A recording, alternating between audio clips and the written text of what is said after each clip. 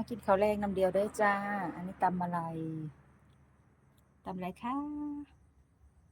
ปลากระดีใต้น้ำนะคะปลากระดีใต้น้ำกินกับตำมะฮุงเหิมนะจ้า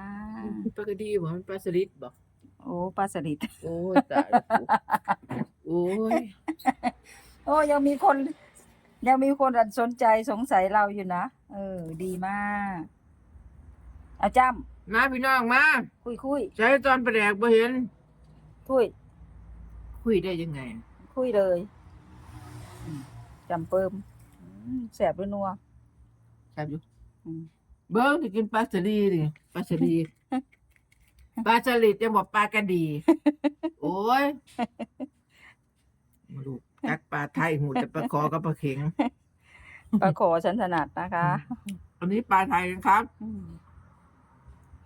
อย่ากินเด้อกลางนะจงไว้แน่